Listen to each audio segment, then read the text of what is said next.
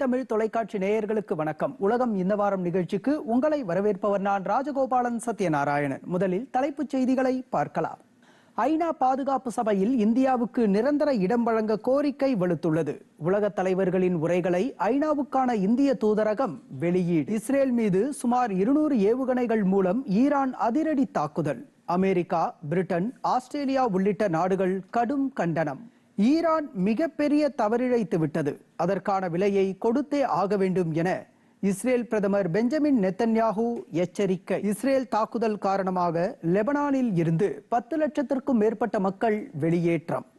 மத்திய கிழக்கு பகுதியில் போரை இஸ்ரேல் தவிர்க்க வேண்டும் என அமெரிக்கா வலியுறுத்தல். மத்திய கிழக்கு நாடுகளில் வன்முறை அதிகரித்து வருவது மிகவும் கவலை அளிப்பதாக ஐநா பொதுச் செயலாளர் ஆண்டனியோ குட்டரஸ் வருத்தம். எல்லை பிரச்சினைக்கு தீர்வு காணும் வரை சீனாவுடனான உறவில் சிக்கல் நீடிக்கும்.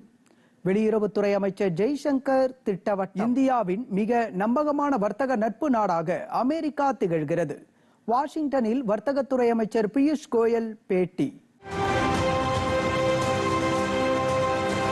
ஐநா பாதுகாப்பு சபையில் இந்தியாவுக்கு நிரந்தர இடம் வழங்க வேண்டும் என்ற கோரிக்கை வலுத்திருக்கிறது. நியூயார்க்கில் உள்ள ஐக்கிய நாடுகள் பொது சபையின் 79வது கூட்டத்தில் உரையாற்றிய உலக தலைவர்கள் பலர் இந்தியாவுக்கு ஆதரவாக குரல் கொடுத்தனர். France, Russia, America, Portugal, Britain உள்ளிட்ட நாடுகளின் பிரதிநிதிகள் இந்தியாவுக்கு ஐநா பாதுகாப்பு சபையில் நிரந்தர இடத்தை அளிக்க வேண்டும் என்று கேட்டுக்கொண்டனர். Of the United Nations Security Council and the international financial institutions that emerged from Bretton Woods seemed to be urgent and pressing in order to give voice to the countries of global south, namely Africa, Latin America, the Middle East and the Indian subcontinent. As I reiterate here, is in favour of the Security Council being expanded. Germany, Japan, India, Brazil should be permanent members. It is time for permanent membership of the Security Council to be expanded to include Japan, India, Germany, Brazil, and representation from the African. Forming the UN Security Council to better represent the developing world and, more broadly, the world as it is today. The United States believes that this should include 2 permanent seats for Africa, 1 rotating seat for small island developing states, permanent representation for Latin America and the Caribbean, in addition to the permanent seats for countries we've long endorsed, Germany, Japan, India. Representation on the Council. Brazil, India, Japan and Germany as permanent members. ஐநா பொதுசபை கூட்டத்தில் இந்த கோரிக்கையை வலியுறுத்திய உலக தலைவர்களின் உரைகளை ஐநாவுக்கான இந்திய தூதரகம் வெளியிட்டுள்ளதோடு அந்த நாடுகளுக்கு நன்றியை தெரிவித்துள்ளது. பிரான்ஸ் அதிபர் இமானுவேல் மேக்ரானுடன் தேசிய பாதுகாப்பு ஆலோசகர் அஜித் தோவல் சந்தித்து முக்கிய ஆலோசனை நடத்தியுள்ளனர். பிரான்ஸ் என்ற அஜித் தோவல் அந்நாட்டு அதிபர் இமானுவேல் மேக்ரானை சந்தித்து பிரதமர் நரேந்திர மோடியின் வாழ்த்துக்களை அதிபருக்கு கூறி மகிழ்ச்சியை வெளிப்படுத்தினார். மேலும் இந்தியா பிரான்ஸ் இடையே 2047ஆம் ஆண்டு வரையிலான பல்வேறு பணிகளுக்கான செயல்முறைகள் குறித்தும் அவர் எடுத்துரைத்தார். இந்தியா பிரான்ஸ் இடையே நீடித்த உறவுகள் எப்போதும் இருப்பது அவசியம் என்றும் அதன் மூலம் உலகளவிலான சவால்களை எதிர்கொள்ள முடியும் என்றும் அஜித் தோவல் கூறியதை பிரான்ஸ் அதிபர் வரவேற்றார். இந்த முயற்சியில் பிரதமர் நரேந்திர மோடி எடுத்து வரும் நடவடிக்கைகளையும் பிரான்ஸ் அதிபர் இமானுவேல் மேக்ரான் பாராட்டினார். பிரச்சனைகளுக்கு தீர்வு காணப்படாத வரை சீனாவுடனான சிக்கல் நீடிக்கும் என வெளியுறவுத்துறை அமைச்சர் ஜெய்சங்கர் தெரிவித்திருக்கிறார். அமெரிக்கா சென்ற வெளியுறவு அமைச்சர் ஜெய்சங்கர் அந்நாட்டு பாதுகாப்பு அமைச்சர் ஆண்டனி பிளிங்கனை சந்தித்து பேசினார். இந்த சந்திப்பின் போது இரு தலைவர்களும் இந்தியா, அமெரிக்கா இடையேயான இருதரப்பு நல்லுறவை மேம்படுத்துவதற்கான அம்சங்கள் குறித்து விவாதிக்கப்பட்டன. முன்னதாக வாஷிங்டனில் செய்தியாளர்களை சந்தித்த ஜெய்சங்கர் இந்தியா, சீனா இடையேயான உறவு குறித்து விளக்கினார். சீனாவுடன் எல்லையில் அமைதியை நிலைநிறுத்துவது குறித்து ஒப்பந்தம் கடந்த 2020ஆம் ஆண்டு போடப்பட்டிருப்பதை நினைவு கூர்ந்தார். இந்த ஒப்பந்தம் சீனாவால் மீறப்பட்டுள்ள நிலையில் எல்லையில் அமைதியை ஏற்படுத்துவதில் சிக்கல் நீடிப்பதாக கூறினார். லெபனான் தலைநகர் பெய்ரூட்டில் நடத்தப்பட்ட தாக்குதலில் ஹிஸ்புல்லா அமைப்பின் தலைவர் ஹசன் நஸ்ருல்லா கொல்லப்பட்டதாக இஸ்ரேல் பாதுகாப்பு படைகள் உறுதி செய்தன. இந்நிலையில் இஸ்ரேலை அழிக்க நினைத்தால் ஹிஸ்புல்லா அமைப்பின் தலைவர் ஹசன் நஸ்ருல்லாவுக்கு நேர்ந்த கதிதான் ஏற்படும் என்று இஸ்ரேல் பிரதமர் பெஞ்சமின் நெத்தன்யாஹூ எச்சரித்துள்ளார். இது தொடர்பாக சமூக ஊடகங்களில் வெளியான அறிக்கையில் ஹசன் நஸ்ருல்லா இனி உலகில் தீவிரவாதத்தை பரப்ப முடியாது என இஸ்ரேல் ராணுவம் தெரிவித்துள்ளது. இதனிடையே காசாவில் உள்ள பாலஸ்தீன மக்களுக்கு உணவு உள்ளிட்ட அத்தியாவசிய பொருட்கள் தடையின்றி கிடைப்பதை உறுதி செய்ய தேவையான நடவடிக்கைகளை உடனடியாக மேற்கொள்ளுமாறு இஸ்ரேலுக்கு சர்வதேச நீதிமன்றம் உத்தரவிட்டுள்ளது. காசாவில் உள்ள பாலஸ்தீனியர்கள் பட்டினிக்கு ஆளாகி அவர்களது வாழ்க்கை நிலை மோசமடைந்திருப்பதை சுட்டிக்காட்டி சர்வதேச நீதிமன்றம் இந்த உத்தரவை பிறப்பித்தது. இந்நிலையில் லெபனானில் இஸ்ரேல் நடத்தி வரும் வான்வழி தாக்குதலில் ஹிஸ்புல்லாவின் மற்றொரு முக்கிய கமாண்டரும் உயிரிழந்தார். ஏமனில் உள்ள ஹவுதி ஆயுத குழுவினர்களின் இலக்குகள் மீது இஸ்ரேல் ஏவுகணை தாக்குதல் நடத்தியது. இஸ்ரேல் மீது தாக்குதல் நடத்தும் ஹமாஸ் அமைப்பினருக்கு ஏமனில் இருந்து செயல்படும் ஹவுதி படையினரும் லெபனானில் இருந்து செயல்படும் ஹிஸ்புல்லா அமைப்பினரும் ஆதரவளித்து வருகின்றனர். இஸ்ரேலின் சரக்கு கப்பல்களை குறிவைத்து ஹவுதி அமைப்பினர் தாக்குதல் நடத்தி வரும் நிலையில் ஏமனில் உள்ள அவர்களது இலக்குகள் மீது இஸ்ரேல் ஏவுகணை தாக்குதல் நடத்தியது.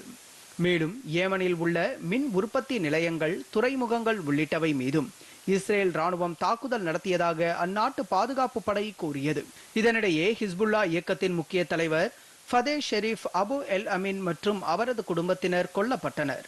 மேலும் இந்த தாக்குதலில் பெய்ரூட்டில் உள்ள கோலா மாவட்டத்தில் பாலஸ்தீன ஆயுதமேந்திய குழுவின் 3 தலைவர்கள் கொல்லப்பட்டதாகவும் தகவல் வெளியானது. இத்தோடு பொதுமக்கள் 100 பேர் உயிரிழந்த நிலையில் 100க்கும் மேற்பட்டோர் காயமடைந்ததாக லெபனானின் சுகாதாரத்துறை அதிகாரிகள் தெரிவித்தனர். மேலும் லெபனானில் தரைவழி தாக்குதலை இஸ்ரேல் தீவிரப்படுத்தியது. லெபனான் தலைநகர் பெய்ரூட்டில் இஸ்ரேல் நடத்திய வான்வழி தாக்குதலில் ஹிஸ்புல்லா அமைப்பின் முக்கிய தலைவர் மற்றும் பொதுமக்கள் ஏராளமானோர் உயிரிழந்த நிலையில் லெபனான் எல்லைப் பகுதியில் உள்ள ஹிஸ்புல்லா அமைப்பின் வியூகங்களை முறியடிக்கும் வகையில் இஸ்ரேல் தரைவழி தாக்குதல் நடத்தியது. ஆபரேஷன் நார்தன் ஆரோஸ் என்று பெயரிடப்பட்ட இந்த தாக்குதலுக்கு இஸ்ரேல் ஒப்புதல் அளித்ததாக கூறப்பட்டது. இஸ்ரேல் எந்த நேரமும் வான்வழி தாக்குதல் நடத்தலாம் என்பதால் லெபனானில் இருந்து 10 லட்சத்திற்கும் மேற்பட்ட மக்கள் வெளியேற்றப்பட்டனர். பொதுமக்களை பாதுகாக்கும் வகையில் லெபனான் பேரிடர் மேலாண்மை அமைப்பு ஆயிரக்கணக்கான பொதுமக்களை பாதுகாப்பான இடங்களுக்கு அப்புறப்படுத்தி வருகிறது. இதற்காக பல்வேறு இடங்களில் நிவாரண முகாம்களை லெபனான் ஏற்படுத்தியது. இதில் சிலர் கப்பல் மற்றும் விமானம் வழியாக சிரியாவில் தஞ்சம் புகுந்தனர். இந்நிலையில் இஸ்ரேலை அழிக்க நினைத்தால் ஹிஸ்புல்லா அமைப்பின் தலைவர் ஹசன் நஸ்ருல்லாவுக்கு நேர்ந்த கதிதான் ஏற்படும் என்று இஸ்ரேல் பிரதமர் பெஞ்சமின் நெத்தன்யாகு எச்சரித்தார்.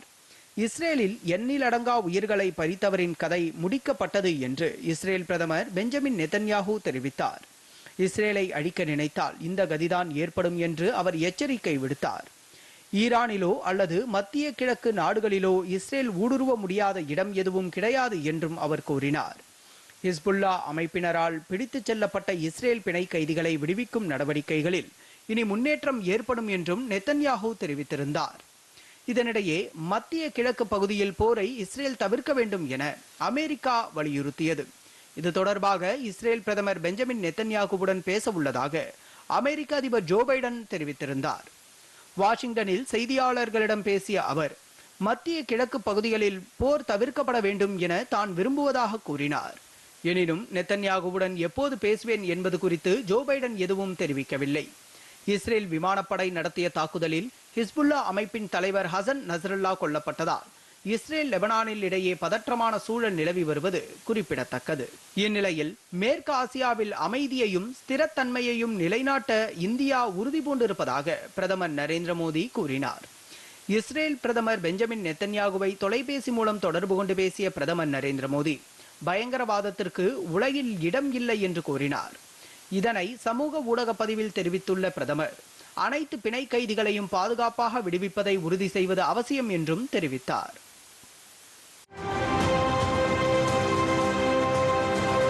இஸ்ரேல் மீது ஈரான் திடீரென 200 ஏவுகணைகள் மூலம் அதிரடி தாக்குதல் நடத்தியுள்ள நிலையில் இந்த தாக்குதலுக்கு அமெரிக்கா, பிரிட்டன், ஆஸ்திரேலியா உள்ளிட்ட நாடுகள் கடும் கண்டனம் தெரிவித்தன.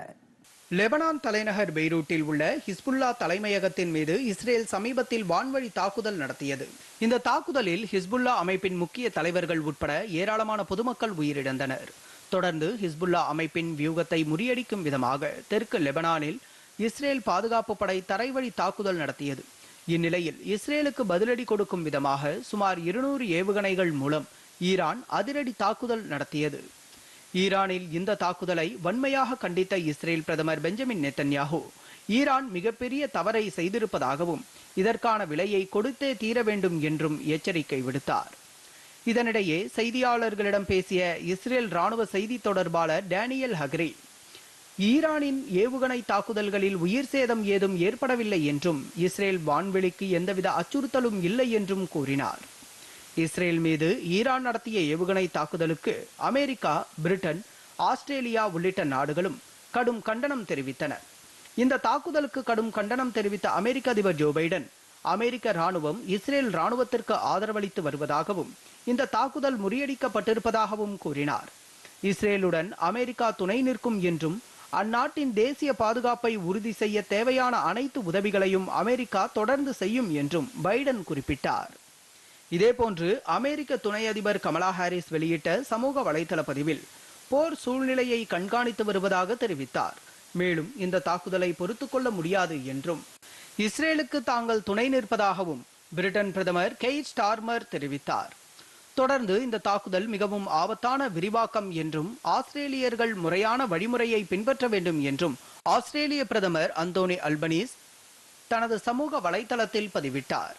இதனிடையே இஸ்ரேலில் வசிக்கும் இந்தியர்கள் மிகுந்த விழிப்புடனும் உள்ளூர் அதிகாரிகள் அளிக்கும் அறிவுறுத்தல்களின்படி பாதுகாப்பு நடைமுறைகளை முழுமையாக பின்பற்றுமாறு அங்குள்ள இந்திய தூதரகம் வலியுறுத்தியது.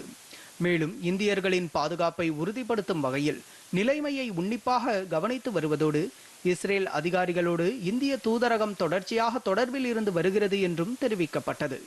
இந்நிலையில் ஈரான் எண்ணெய் ஆலைகள் மற்றும் அணு ஆயுத தளங்கள் மீது இஸ்ரேல் தாக்குதல் நடத்த அமெரிக்கா எதிர்ப்பு தெரிவித்துள்ளது. லெபனான் தலைநகர் பெய்ரூட்டில் இஸ்ரேல் நடத்திய வெடிகுண்டு தாக்குதலில் ஹிஸ்புல்லா அமைப்பு தலைவர் ஹசன் நஸ்ரல்லா கொல்லப்பட்டிருந்தார். இதற்கு கடும் கண்டனம் தெரிவித்த ஈரான் இஸ்ரேல் மீது ஏவுகணை தாக்குதல் நடத்தியது. இதற்கு பதிலடியாக ஈரான் எண்ணெய் ஆலைகள் மற்றும் அணு ஆயுத தளங்கள் மீது தாக்குதல் நடத்த இஸ்ரேல் திட்டமிட்டு வருவதாக கூறப்பட்டது. இதற்கு அமெரிக்கா ஆதரவு அளிக்காது என அந்நாட்டு அதிபர் ஜோ பைடன் தெரிவித்திருந்தார். ஈரான் அணு ஆயுத தளங்கள் மீது எந்த தாக்குதல்களையும் நடத்த இஸ்ரேலுக்கு அமெரிக்கா ஆதரவு அளிக்கவில்லை என்றும் அவர் குறிப்பிட்டார். இஸ்ரேல் மீது ஈரான் நடத்திய ஏவுகணை தாக்குதலுக்கு கண்டனம் தெரிவிக்காத ஐநா பொதுச் செயலாளர் ஆண்டனியோ குட்டரஸ் இஸ்ரேலுக்குள் நுழைய தடை விதிக்கப்பட்டிருப்பதாக அந்நாட்டு வெளியுறவுத்துறை அமைச்சர் அறிவித்துள்ளார். இஸ்ரேல் நாட்டின் டெல் அவீவ் நகரில் உள்ள மொசாத் உளவு அமைப்பின் தலைமையகம் உள்ளிட்ட முக்கிய இடங்களை குறிவைத்து ஈரான் தொடர் ஏவுகணை தாக்குதலை நடத்தியது. இதில் இஸ்ரேலை சேர்ந்த 40 பேர் உயிரிழந்தனர். ஈரானின் இந்த தாக்குதலுக்கு உலக நாடுகள் கண்டனம் தெரிவித்த நிலையில் ஐநா பொதுச் செயலாளர் ஆண்டனியோ குட்டரஸ் இதனை வன்மையாக கண்டிக்கவில்லை என இஸ்ரேல் குற்றம் சாட்டியது. ஈரானின் தாக்குதலை கண்டிக்காத யாரும் இஸ்ரேல் மண்ணில் காலடி எடுத்து வைக்க தகுதியற்றவர்கள் என்று இஸ்ரேல் வெளியுறவுத்துறை அமைச்சர் கூறினார். ஐநா பொதுச் செயலாளர் இஸ்ரேலுக்கு எதிரான நிலைப்பாட்டை கொண்டிருப்பதாகவும் அவர் தீவிரவாதிகளை ஆதரிப்பதாகவும் கூறியுள்ள இஸ்ரேல் அமைச்சர் கட்ஸ் ஐநா பொதுச் செயலாளர் இஸ்ரேலுக்குள் நுழைய தடை விதிக்கப்படுவதாகவும் தெரிவித்தார். இதனிடையே இஸ்ரேல் பதிலடி கொடுக்க நினைத்தால் விளைவுகள் மிக கடுமையாக இருக்கும் என ஈரான் அதிபர் மசூத் பெஷஸ்கியான் எச்சரித்தார். லெபனான் தலைநகர் பெய்ரூட்டில் உள்ள ஹிஸ்புல்லா தலைமையகத்தை குறிவைத்து சமீபத்தில் இஸ்ரேல் நடத்திய தாக்குதலில் முக்கிய தலைவர்கள் உட்பட பொதுமக்கள் ஏராளமானோர் உயிரிழந்தனர். இந்த தாக்குதலுக்கு பதிலடி கொடுக்கும் விதமாக ஈரான் சுமார் 200 ஏவுகணைகளை கொண்டு இஸ்ரேலை கடுமையாக தாக்கியது. இதற்கு அமெரிக்கா, பிரிட்டன், ஆஸ்திரேலியா உள்ளிட்ட நாடுகள் கடும் கண்டனம் தெரிவித்தன. மேலும் ஈரானுக்கு தகுந்த பதிலடி கொடுக்கப்படும் என இஸ்ரேல் பிரதமர் பெஞ்சமின் நெத்தன்யாகு தெரிவித்திருந்தார். இந்நிலையில் இஸ்ரேல் பதிலடி கொடுக்க நினைத்தால் விளைவுகள் மிக கடுமையாக இருக்கும் என ஈரான் அதிபர் மசூத் பெஷஸ்கியான் எச்சரித்துள்ளார். கத்தார் தலைநகர் தோஹாவில் செய்தியாளர்களிடம் பேசிய அவர் நாங்கள் போரை எதிர்பார்க்கவில்லை என்றும் குறிப்பிட்டார். இந்நிலையில் லெபனானின் போரினால் பாதிக்கப்பட்ட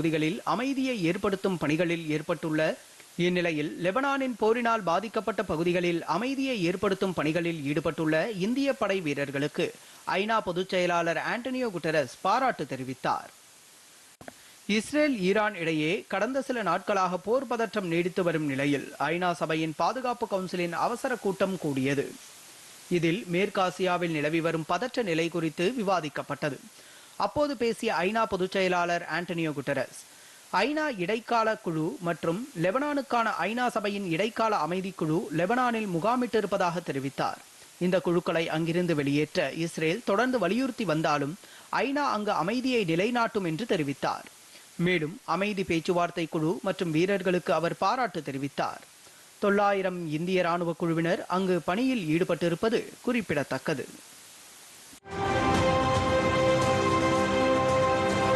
அமெரிக்கா இந்தியாவின் மிக நம்பகமான வர்த்தக நட்பு நாடு என மத்திய வர்த்தக மற்றும் தொழில்துறை அமைச்சர் பியூஷ் கோயல் தெரிவித்திருக்கிறார். அமெரிக்காவின் வாஷிங்டன் நகரில் இந்திய அமெரிக்க தொழில் மற்றும் வர்த்தகத்துறை தலைமை நிர்வாக அதிகாரிகள் ஆலோசனை கூட்டம் நடைபெற்றது. இதில் மத்திய அமைச்சர் பியூஷ் கோயல், அமெரிக்க வர்த்தகத்துறை செயலாளர் ஜினா ரைமோண்டோ பங்கேற்றனர். பின்னர் செய்தியாளர்களிடம் பேசிய அமைச்சர் பியூஷ் கோயல், முக்கிய கனிமங்கள் குறித்து இந்தியா அமெரிக்கா இடையேயான புரிந்துணர்வு ஒப்பந்தம் கையெழுத்திடப்பட்டதாக கூறினார். இது அமெரிக்க அரசுக்கும் இந்தியாவின் சுரங்க அமைச்சகம் இடையேயான விநியோக சங்கிலி ஒத்துழைப்பை வளர்க்கும் என்றும் அவர் நம்பிக்கை தெரிவித்தார்.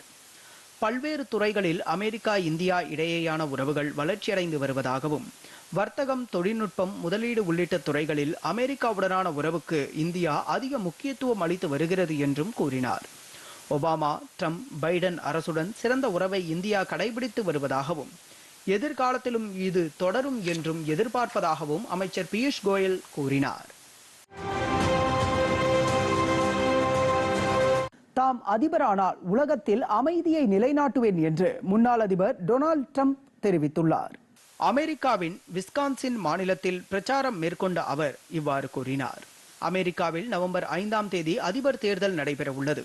இதில் ஜனநாயக கட்சி சார்பில் துணை அதிபர் கமலா ஹாரிஸ், குடியரசுக் கட்சி சார்பில் முன்னாள் அதிபர் டொனால்ட் ட்ரம்ப் இடையே கடும் போட்டி நிலவி வருகிறது. இதையடுத்து இருவரும் கடுமையான தேர்தல் பிரச்சாரத்தில் ஈடுபட்டு வந்தனர். இதன் ஒரு பகுதியாக விஸ்கான்சின் மாகாணத்தின் வவுனக்கி பகுதியில் பிரச்சாரம் மேற்கொண்ட டொனால்ட் ட்ரம்ப், தான் அதிபரானால் உலகத்தில் அமைதியை நிலைநாட்டுவேன் என்றும், கமலா ஹாரிஸ் அதிபரானால் உலகையே அழித்து விடுவார் என்றும் கூறினார். மேலும் தனது புதிய நிர்வாகத்தின் மூலம் போர் நிறுத்தப்படும் என்றும் உறுதியளித்தார்.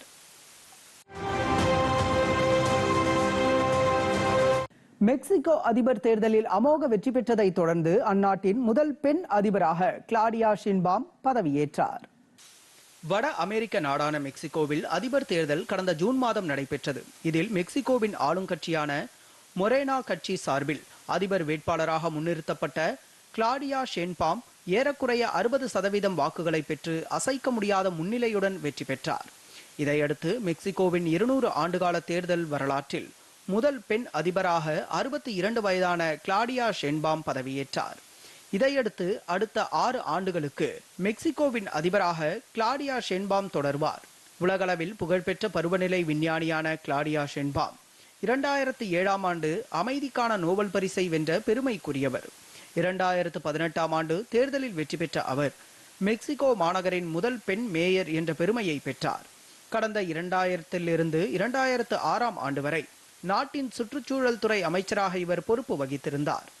மெக்சிகோ மட்டுமின்றி அமெரிக்கா, கனடா ஆகிய வல்லரசுகளில் நடைபெற்ற அதிபர் தேர்தல்களில் எந்தவொரு பெண் வேட்பாளரும் இதுவரை வெற்றி பெற்று அதிபராக பதவியேற்றதில்லை என்பது குறிப்பிடத்தக்கது. மகாத்மா காந்தியடிகளின் 155வது பிறந்த நாளையொட்டி இலங்கை தலைநகர் கொழும்புவில் உள்ள மகாத்மா காந்தி சிலைக்கு மாலை அணிவித்து மரியாதை செலுத்தப்பட்டது. கொழும்பு பிரதமர் அலுவலகத்தில் அமைக்கப்பட்டுள்ள மகாத்மா காந்தியின் மார்பளவு சிலைக்கு இலங்கை பிரதமர் ஹரிணி அமரசூரியா, இந்திய தூதரக அதிகாரி சந்தோஷ் ஜா ஆகியோர் மாலை அணிவித்து மரியாதை செலுத்தினர். 42 அடி உயரம் கொண்ட இந்த செம்பு சிலையானது காந்தியடிகளின் 150வது பிறந்த நாளை கொண்டாடும் வகையில் கடந்த 2019ஆம் ஆண்டு இந்தியா சார்பில் வழங்கப்பட்டது. தொடர்ந்து இலங்கை பிரதமருடன் கலந்துரையாடிய இந்திய தூதர் சந்தோஷ் ஜா, இலங்கை பிரதமருக்கு தமது வாழ்த்துக்களை தெரிவித்துக் கொள்வதோடு இலங்கை மக்கள் மீதான இந்தியாவின் அக்கறையை வெளிப்படுத்தியதுடன் இரு நாடுகளுக்கிடையேயான உறவுகளில் பல்வேறு துறைகளிலும் ஏற்பட்டுள்ள முன்னேற்றங்கள் குறித்தும் எடுத்துரைத்தார். தாய்லாந்தில் குட்டி நீர் யானை வடிவில் விற்பனை செய்யப்படும் கேக் வாடிக்கையாளர்களை வெகுவாக கவர்ந்தது. தலைநகர் பாங்காங்கில் உள்ள வனவிலங்கு பூங்காவில் பராமரிக்கப்பட்டு வரும் நீர் யானை ஒன்று அண்மையில் ஒரு குட்டியை ஈன்றது. மூடெங் என பெயரிடப்பட்ட இந்த நீர் யானையை காண்பதற்காக மிருகக்காட்சி சாலையில் ஏராளமான பொதுமக்கள் குவிந்த நிலையில் மூடெங் சமூக வலைதளத்திலும் பலரது கவனத்தையும் ஈர்த்தது. இந்நிலையில் மோடெங் நீர் யானையை மையமாக வைத்து பாங்காங்கில் உள்ள ஒரு உணவகத்தில் கேக் வடிவமைக்கப்பட்டு விற்பனை செய்யப்பட்டு வருகிறது.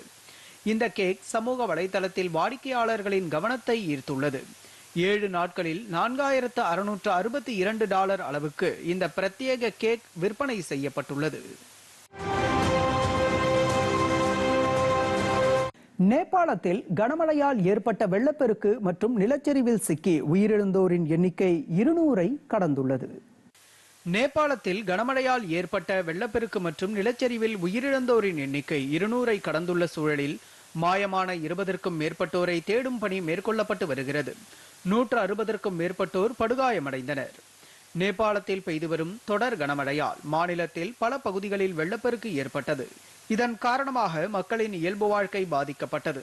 இதுகுறித்து பேசிய உள்துறை அமைச்சக செய்தி தொடர்பாளர் ரிஷிராம் திவாரி, வெள்ளப்பெருக்கு மற்றும் நிலச்சரிவிலிருந்து இதுவரை 17,120 பேர் மீட்கப்பட்டதாகவும், வெள்ளத்தால் பாதிக்கப்பட்ட பகுதிகளில் தற்காலிக பாலங்கள் அமைக்கப்பட்டு மீட்பு பணிகள் நடைபெற்றது என்றும் தெரிவித்தார். பிரேசிலில் உள்ள அமேசான் ஆற்றின் மிகப்பெரிய துணை நதியான சோலிமோஸ் நதியின் நீர்மட்டம் வரலாறு காணாத அளவிற்கு குறைந்திருக்கிறது. மானோஸ் நகருக்கு அருகே உள்ள இந்த நதியின் படுகைகள் முழுவதும் மணல் மேடுகளாக காட்சியளிக்கிறது. ஆற்றின் கரையோரம் வசிக்கும் மக்களுக்கு மீன்பிடி தொழில் முக்கிய ஆதாரமாக விளங்கிய நிலையில் தற்போது வறட்சியின் காரணமாக உணவு மற்றும் குடிநீரின்றி அவர்கள் தவித்து வருகின்றனர். ஆற்றில் தண்ணீர் இல்லாததால் இரு கரைகளிலும் படகுகள் மணற்பகுதியில் இழுத்து வைக்கப்பட்டன. சொலிமோஸ் நதியின் நீர்மட்டம் கடந்த ஆண்டை விட 11 சென்டிமீட்டர் குறைந்து 3 மீட்டராக காணப்படுகிறது. பருவநிலை மாற்றம் மற்றும் உலகம் வெப்பமயமாதல் காரணமாக அமேசான் ஆறுகள் வறண்டு வருவதாக சுற்றுச்சூழல் ஆர்வலர்கள் தெரிவித்துள்ளனர். இதன் காரணமாக காட்டுத்தீ பரவி அரிய வகை மரங்கள் மற்றும் செடி கொடிகளை அழித்து வருவதாக அவர்கள் கவலை தெரிவித்தனர். சுனிதா வில்லியம்ஸ் மற்றும் புட்ச் வில்மோரை அழைத்து வர அமெரிக்காவின் க்ரூ 9 விண்கலம் சர்வதேச விண்வெளி மையத்தை சென்றடைந்தது. அமெரிக்காவின் விண்வெளி ஆய்வு நிறுவனமான நாசா சார்பில் சுனிதா வில்லியம்ஸ், புட்ச் வில்மோர் ஆகியோர் கடந்த ஜூன் 5ஆம் தேதி சர்வதேச விண்வெளி மையத்திற்கு சென்றனர். ஜூன் 14ஆம் தேதி அவர்கள் பூமிக்கு திரும்ப திட்டமிட்டிருந்த நிலையில் ஸ்டார் லைனர் விண்கலத்தில் ஏற்பட்ட தொழில்நுட்ப கோளாறு காரணமாக அவர்கள் விண்வெளி மையத்திலேயே தங்கியிருக்கும் சூழ்நிலை ஏற்பட்டது. கடந்த 3 மாதங்களாக இருவரும் விண்வெளி மையத்தில் சிக்கி தவித்து வரும் நிலையில் அவர்களை மீட்க நாசா மற்றும் ஸ்பேஸ் எக்ஸ் நிறுவனம் இணைந்து க்ரூ 9 விண்கலத்தை அனுப்பியது. 2 காலி இருக்கைகளுடன் புளோரிடாவில் உள்ள கேப் கேனாவெரல் விண்வெளி படைத்தளத்தில் இருந்து புறப்பட்ட க்ரூ 9 விண்கலம் வெற்றிகரமாக சர்வதேச விண்வெளி மையத்தை சென்றடைந்தது. விண்கலத்தில் பயணித்த அமெரிக்கா மற்றும் ரஷ்யாவை சேர்ந்த 2 விண்வெளி வீரர்கள் சுனிதா வில்லியம்ஸ், வில்மோருடன் இணைந்து விண்வெளியில் ஆய்வை மேற்கொள்கின்றனர். இந்த விண்கலம் மூலம் 4 விண்வெளி வீரர்களுடன் வரும் பிப்ரவரி மாதம் பூமிக்கு திரும்ப உள்ளதாக தெரிவிக்கப்பட்டுள்ளது.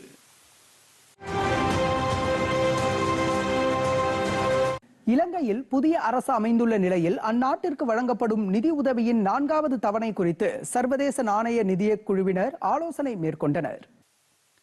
இலங்கைக்கு $2.9 பில்லியன் அளவிலான நிதி உதவியை 48 மாத காலத்தில் வழங்க சர்வதேச நிதியம் கடந்த ஆண்டு மார்ச் மாதம் ஒப்புதல் அளித்தது. இந்த நிதி படிப்படியாக வழங்கப்படுகிறது. இந்த ஆண்டு ஜூன் மாதம் 3வது தவணை தொகையாக $336 மில்லியன் விடுவிக்கப்பட்ட நிலையில் 4வது தவணை விடுவிப்பது குறித்து ஆலோசிப்பதற்காக சர்வதேச நாணய நிதியத்தின் மூத்த தலைவர் பீட்டர் ப்ரூவர் தலைமையிலான குழுவினர் இலங்கைக்கு பயணம் மேற்கொண்டுள்ளனர். அவர்கள் இலங்கை அதிகாரிகளுடன் ஆலோசனை நடத்தினர். இந்த ஆலோசனையின் போது புதிய அரசின் செயல்பாடுகள், புதிய சீர்திருத்தங்கள் பொருளாதார கண்ணோட்டத்தை மேம்படுத்தி இருப்பதாக பாராட்டு தெரிவித்தனர். அமேசான் காட்டில் ஏற்படும் காட்டுத்தீ, உலகளாவிய காலநிலை மாற்றம், பழங்குடியின நிலங்களை காப்பாற்ற பிரேசில் நடவடிக்கை எடுக்க வேண்டும் என்று பழங்குடியின மக்கள் போராட்டத்தில் ஈடுபட்டனர். காடுகள் அழிக்கப்படுவதை தடுக்கவும், அமேசான் காடுகளை பாதுகாக்கவும் பிரேசில் அரசாங்கம் உறுதியான நடவடிக்கைகளை மேற்கொள்ள வேண்டும் என அவர்கள் கோரிக்கை விடுத்தனர். அந்நாட்டின் பெடரல் நீதிமன்றத்தில் இது தொடர்பாக வழக்கு போடப்பட்டுள்ளதாகவும் போராட்டத்தில் ஈடுபட்டவர்கள் தெரிவித்தனர். 1988ஆம் ஆண்டு முதல் பழங்குடியினர் நிலங்களை பாதுகாப்பதற்கான சட்டங்கள் நடைமுறையில் உள்ளதாகவும் போராட்டக்காரர்கள் கூறினர். நியூசிலாந்தில் பல்லாயிரக்கணக்கானோர் இணைந்து பாரம்பரிய நடனமாடி உலக சாதனை படைத்துள்ளனர். நியூசிலாந்தின் பூர்வீக மக்களான மாவோரிகள் போர் வெற்றியை கொண்டாடும் வகையில் ஆடும் பாரம்பரிய நடனம் ஹக்கா. அந்நாட்டு ரக்பி வீரர்கள் ஆட்ட தொடக்கத்தில் இந்த நடனம் ஆடுவதை வழக்கமாக கொண்டுள்ளனர். இந்நிலையில் ஆக்லாந்தில் உள்ள ஈடன் பூங்காவில் நடைபெற்ற நிகழ்ச்சியில் 6000க்கும் மேற்பட்டோர் இணைந்து ஹக்கா நடனமாடி புதிய கின்னஸ் சாதனை படைத்தனர். இது கடந்த 2014ஆம் ஆண்டு பிரான்சில் 4028 பேர் கலந்து கொண்டு ஆடிய ஹக்கா நடனம் சாதனையாக இருந்த நிலையில் தற்போது அதை நியூசிலாந்து மக்கள் முறியடித்துள்ளது குறிப்பிடத்தக்கது.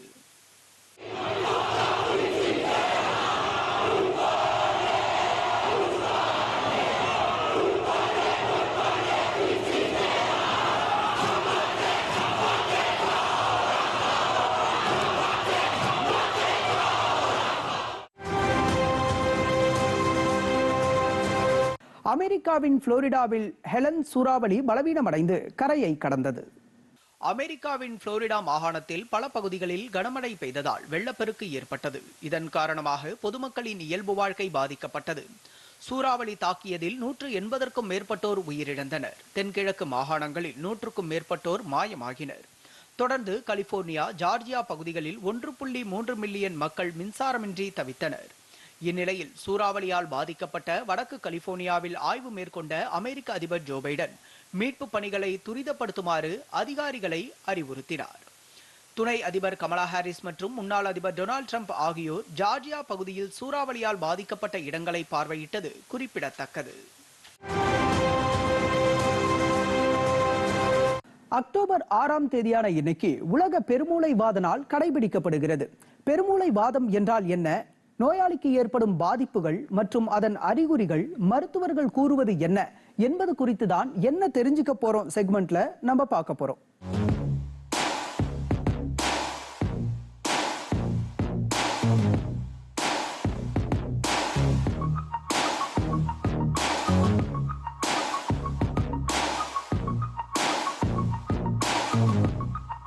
ஒரு தாய் கருவுற்றாங்கன்னு சொன்னாங்களோ உடனடியாக அவரை ரெஜிஸ்டர் பண்ணிட்டு முதல்ல முதல் ப்ரெக்னன்சியா அல்லது செகண்ட் ப்ரெக்னன்சியா, முதல் ப்ரெக்னன்சி ப்ளஸ் செகண்ட் ப்ரெக்னன்சியாக இருந்தாலும் ஹை ரிஸ்க் ப்ரெக்னன்சியான்னு பார்க்கணும். யாரை ஹை ரிஸ்க்னு சொல்லணும்னா பிபி இருக்கிற பேஷண்ட், மதர் ப்ரெக்னன்சி ஆனவுன்னா பிளட் ப்ரெஷர் வந்துடும். அவர்களை சரியாக கண்காணித்து அவர்களுக்கான ஹைப்பர்டென்சிவ் மெடிகேஷன்ஸ்லாம் ரெகுலராக எடுக்கிறாங்களா, அதே மாதிரி அவங்க சரியான உணவுகள் எடுத்துக்கொள்கிறாங்களா, அவங்களுடைய அனீமியா அதாவது ஹீமோகுளோபின் லெவலை கண்ட்ரோல் பண்ணி கொண்டு வருது. சப்போஸ் அந்த குழந்தைக்கு நம்ம ஸ்கேன் பண்ணி பார்க்குறோம், பொசிஷன் சரியாக இல்லை, இல்லை இது அந்த நம்ம சொல்லக்கூடிய கொடின்னு சொல்லுவாங்க, அது கழுத்தை சுற்றி இருக்கிறது, அதனால் நாட் மாதிரி போட்டிருக்கா, இந்த மாதிரி விஷயங்களை எல்லாம் நம்ம ஐடென்டிஃபை பண்ணி அப்படி இருக்கிற பேஷண்ட்டை நம்ம ஹை ரிஸ்க் மதராக கொண்டு இப்போ மருத்துவமனையில் நிறைய விஷயங்கள் கொண்டு வந்தாச்சு. High risk, low risk, middle risk, இந்த மாதிரிலாம் அந்த ரிஸ்க் இருக்க மதர்ஸை ஐடென்டிஃபை பண்ணி அவர்களுக்கான பாதுகாப்பான ஒரு டெலிவரி சிஸ்டத்தை நம்ம சிஸ்டத்தில் கொண்டு வந்தாச்சு. அதை அவங்க சரியாக பயன்படுத்தணும். அது விட்டு இல்லாமல் ஹோம் டெலிவரி பண்ணக்கூடாது. நம்ம எந்த விதத்தில் நம்மளே இப்போ ஒரு 40 எல்டர்லி மதர், இப்போ ஒரு 40 வயசில் ஒரு தாய் இருக்காங்கன்னா கட்டாயம் ஆஸ்பத்திரி தான் பண்ணணும். அதே மாதிரி நம்ம ஒரு 19-20 இப்போ டெலிவரி ஆகுது, அவங்களுக்கு ஏதாவது ஒரு பிரச்சனைகள் இருக்குது இந்த ப்ரெக்னன்சி டைம்லன்னா அதை தவிர்க்கணும்னா ஆஸ்பத்திரியில் டெலிவரி பண்ணணும். அதே மாதிரி நல்ல ஒரு ஆரோக்கியமான உணவு வகைகள், மனசுமை, அதாவது அந்த டைமில் மெயினாக ஒரு எந்த விதமான மனச்சுமை இல்லாமல் அந்த டைமில் ப்ரெக்னன்சியில் இருக்கணும். அவங்களுடைய குறிப்பாக அவர்களுடைய வெயிட் கெயினை கரெக்டாக என்ஷூர் பண்ணிக்கணும். நல்ல அனிமியா வராமல் அனிமியாவுடைய கரெக்ஷன்ஸ் இருக்கணும். பீரியாடிக்கல் ஆன்டிநேட்டல் செக்கப் ரொம்ப இம்பார்ட்டன்ட். தடுப்பூசிகள் அவங்க எடுத்துக்கணும். இந்த விஷயங்களை எடுத்துக்கொண்டால் இந்த மாதிரியான விஷயங்களை நம்ம தவிர்க்கிறதுக்கான வாய்ப்புகள் அதிகம். இத்துடன் உலகம் இந்த வாரம் நிகழ்ச்சி நிறைவடைந்தது. மீண்டும் சந்திக்கலாம் மற்றொரு நிகழ்ச்சியில்.